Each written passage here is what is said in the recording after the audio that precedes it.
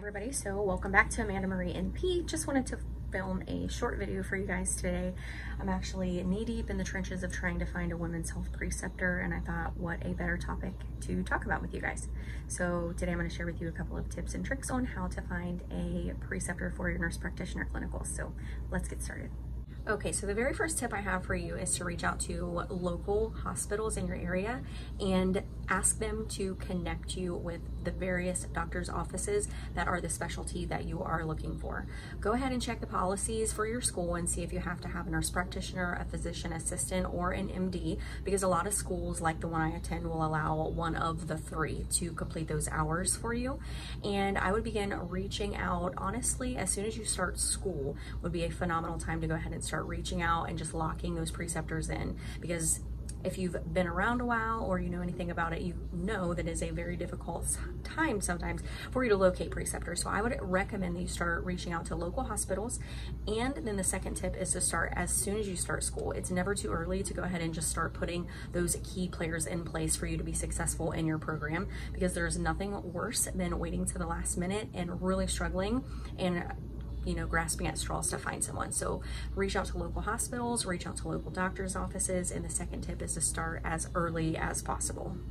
The next tip I have for you on finding a nurse practitioner preceptor is to branch out and start networking with other individuals who work in healthcare. So maybe you have friends or family that work in healthcare. Maybe you have coworkers who also have other people in their network who are nurse practitioners already, or maybe doctors, maybe even your own doctor, maybe your kids' doctor's office. Those are great possibilities as well. Just go ahead and start that networking process very, very early and getting some feelers out there, so to speak, and maybe a friend of a friend or a family member can also help you in that process, because it can be very overwhelming.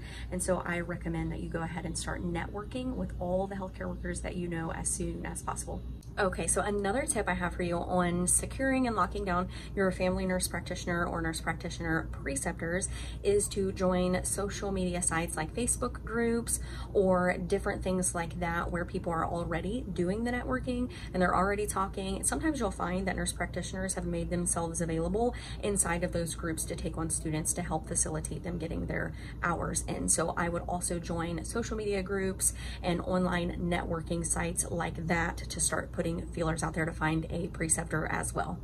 So another suggestion I have for you to lock in a preceptor for nurse practitioner school is to actually reach out to your school. You might have an academic advisor or someone there who could help you facilitate that process as well. So don't forget to elicit the help of your school. Okay, and the last tip I want to include in this video for you guys is to reach out to privately owned practices. The bigger name corporations can be a lot more difficult to get into. So go ahead and give this video a thumbs up if you found any of these tips helpful. I'll include a couple of more like in text form for you guys. Subscribe to the channel, and I will see you in the next nurse practitioner video. Become an NP with me, just an average Jane doing her thing.